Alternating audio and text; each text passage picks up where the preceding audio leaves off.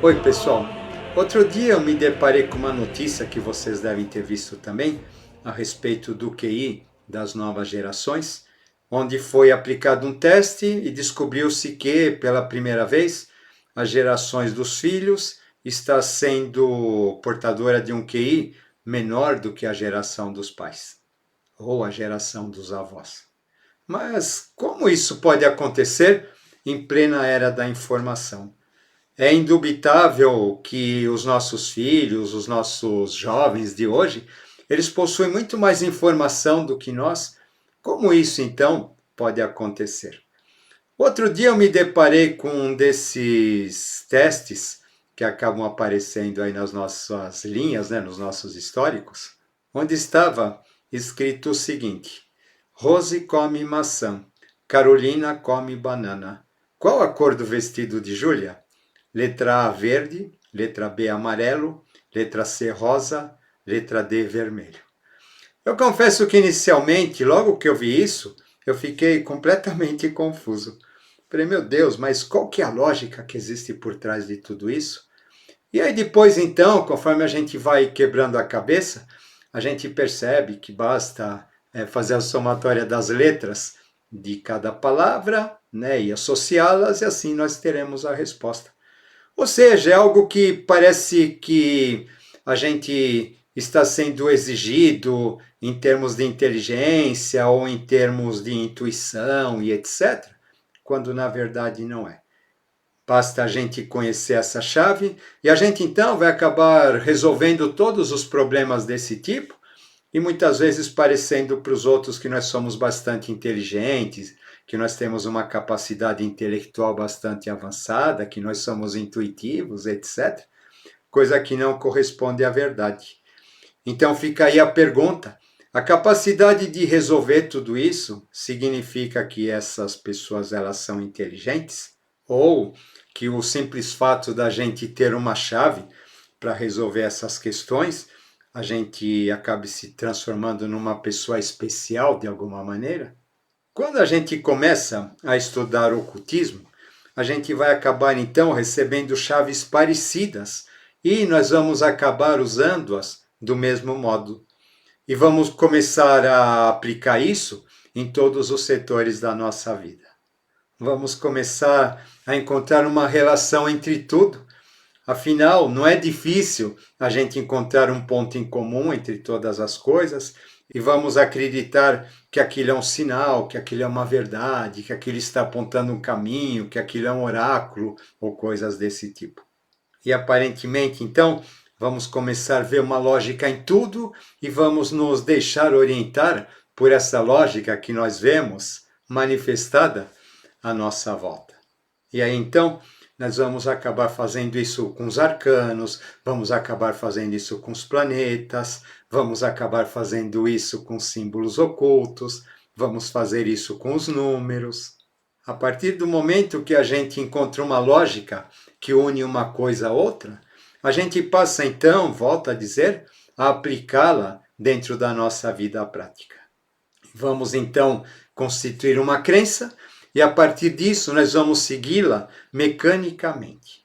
E o que é interessante, que pelo fato dessa lógica ser racional, ela tem uma base dentro de alguma questão ligada ao nosso raciocínio, ela acaba sendo capaz de nos convencer e até mesmo acaba sendo capaz de convencer as pessoas que estão à nossa volta, podendo parecer a elas que nós de alguma maneira somos portadores de algum conhecimento oculto ou de alguma chave mágica e coisas desse tipo. Aí então vai ter início uma grande salada iniciática, onde as pessoas vão ligar alhos com bugalhos dentro de um raciocínio lógico e ser capazes de convencer as outras pessoas. Vocês não imaginam as coisas que acabam aparecendo por aqui. E começo de ano, então, com essa questão dos oráculos, essa questão das previsões, etc., as coisas acabam ficando mais e mais exacerbadas. Outro dia apareceu um vídeo aqui de uma pessoa bastante conceituada, que se diz vidente, paranormal, ocultista e etc. E ela estava falando então em relação à cor da roupa de baixo que a gente deveria usar no ano novo. E aí então ela fazia uma associação bastante interessante, onde ela dizia que o nosso chakra raiz, ele representa a nossa estrutura material, de uma certa maneira, já que é o suporte do nosso físico. A cor do chakra raiz é vermelha, estrutura material está relacionada a dinheiro, ou seja, então basta a gente usar uma roupa de baixo vermelha na passagem do ano ou num determinado momento, que a gente então vai ganhar muito dinheiro. Ou seja, né, ela parte de várias associações, né, que são coerentes entre si, mas a conclusão acaba não sendo lá exatamente aquilo que deveria ser. Acaba sendo algo do tipo Deus é amor, o amor é cego, Stevie Wonder é cego, Stevie Wonder é Deus. Mas o que é interessante, que esse argumento, como ele está baseado numa associação lógica, ele pode parecer convincente para um grande número de pessoas.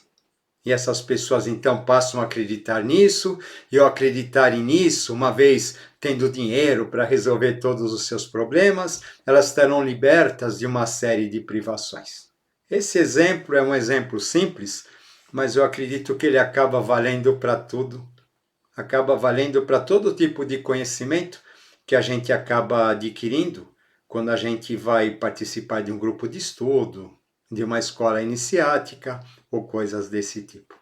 Aí acaba aparecendo um espertalhão, né, que vai dizer que esse conhecimento faz parte de um ensinamento oculto da tribo dos Apaches e que então ele é o portador disso, ele recebeu pessoalmente de algum guia ou de algum mestre e que então ele está dentro da sua missão entregando isso ao mundo e que apenas em um único final de semana todas aquelas pessoas, elas, uma vez frequentando o seu curso, elas terão todos os seus problemas resolvidos, simplesmente aprendendo a associar os chakras às cores. E a gente então, dentro dessa questão das cores e dos chakras, a gente saber que peça de roupa, em qual parte do corpo a gente usaria, e desse modo, então, a gente estaria equilibrado, a gente estaria atraindo para as nossas vidas tudo aquilo que a gente deseja. Gente, pode parecer absurdo, mas existem coisas desse tipo, onde a promessa da solução dos nossos conflitos, ela é colocada simplesmente numa peça de roupa, numa pedra que a gente coloca num lugar qualquer, num perfume que a gente usa e coisas desse tipo, como se tudo que acontecesse pudesse, de um modo mágico, se resolver do lado de fora, sem que a gente cresça, sem que a gente se desenvolva do lado de dentro. Aí, voltando a essa questão, né, o que acaba acontecendo, então, aqueles que vão usar roupa de baixo vermelha na passagem do ano e porventura ganharem dinheiro, eles vão dizer que sim, isso está certo, que isso é maravilhoso. E aí, se eles não ganharem dinheiro, eles vão dizer assim, não faz mal porque o dinheiro virá com certeza. Ao passo que aqueles que não fizeram isso e porventura ganharem algum dinheiro, eles vão dizer, tá vendo, isso não funciona. Mas a partir do momento em que eles deixam de ganhar alguma coisa, eles já começam a pensar, poxa, será que se eu tivesse feito aquilo, eu teria perdido esse negócio? E aí então fica essa dúvida perante aquela questão. E é claro que é isso que o espertalhão quer, porque ele, diante dessa experiência, ele vai dizer para os seus seguidores, vocês não conseguiram porque vocês ainda não têm o conhecimento necessário que eu tenho, mas que eu não posso revelar para vocês porque é secreto. Mas o dia que vocês tiverem o conhecimento que eu tenho, com certeza vocês serão capazes de realizar tudo isso. Perseverem para saber tudo o que eu sei e com certeza vocês conseguirão. Mas o que vocês precisam é estudar mais e se dedicar mais. Com isso, esse mestre ele vai ganhando, né, esse pseudo-mestre, né, auto-intitulado mestre, ele vai ganhando autoridade perante os demais. E os seus seguidores, então, eles vão ficando cada vez mais obstinados em conquistar aquilo que o tal mestre lhes promete. E elas vão ficando cegas e deixam de perceber a realidade à sua volta. Tão focadas que elas estão em realizar ou cumprir o seu intuito. Sem perceber, elas estão aprisionadas num raciocínio lógico que acaba não as levando a lugar algum. Algo que acaba sendo muito comum nesses grupos, infelizmente. As pessoas ficam obstinadas e a única coisa que elas têm certeza é que elas precisam saber mais e acabam vivendo em função disso. Aí, no meio de tudo isso, vem alguém e pergunta assim: peraí, mas índio Apache usa roupa de baixo? E aí então, todos se voltam contra ele, porque ele estaria questionando a autoridade do mestre. Ele acaba sendo visto como uma persona não grata, ele acaba sendo excluído do convívio dessas pessoas que estão tão obstinadamente em busca de realizar seu intuito. Ele passa a ser visto como alguém inferior, como alguém que não tem consciência, e até mesmo como opositor ou obstaculizante para que as outras pessoas consigam isso. Uma vez eu fui convidado para participar de um grupo de números de Grabovoi. O Grabovoi ele foi um cientista russo que ele então começa a fazer associação entre sons e números. Tá? Mais ou menos como ocorre em relação à Cabala. E ele então vai representar todo o processo de manifestação através de números, onde cada número então teria uma capacidade, teria um poder de plasmação, de realização e coisas desse tipo. Dentro disso, acabaram sendo desenvolvidas sequências numéricas que seriam chaves mágicas, onde basta eu colocar uma sequência numérica na minha carteira, eu passo a atrair dinheiro. Basta eu colocar uma sequência numérica na minha casa, que eu consigo vender a casa e coisas desse tipo. E aí também essas sequências numéricas, elas teriam a capacidade de consertar aparelhos. E certa vez então, eu num desses grupos, né, eu sou curioso, alguém chegou e disse assim: alguém sabe a sequência numérica para consertar minha geladeira que quebrou? E eu respondi no comentário: olha, tente o número da assistência técnica, que com certeza você vai conseguir. O que acabou acontecendo de tudo isso é que eu fui expulso do grupo, né? Porque me disseram que se eu não estava acreditando naquilo, né? Então o que eu estava fazendo naquele grupo, tá? Ou seja, né? É a mesma questão da pessoa que ele vai questionar se o índio Apache ele usa a roupa de baixo ou não, né? O que acaba acontecendo é que a gente acaba sendo excluído desses lugares simplesmente por levantar uma questão lógica, uma questão mais libertadora, eu diria assim, né, do dogma que acaba sendo formado em torno dessas ideias. Percebam então o quanto tudo isso acaba nos aprisionando ao invés de nos libertar. Porque a gente vai criando regras, a gente vai criando caminhos, a gente vai criando comparações que acabam nos guiando dentro dessa lógica racional, de um modo assim tão obstinado, eu diria, que nós acabamos não prestando atenção na nossa intuição, não acabamos prestando atenção em novas possibilidades, e nós acabamos não nos permitindo questionar se isso realmente faz sentido ou não faz.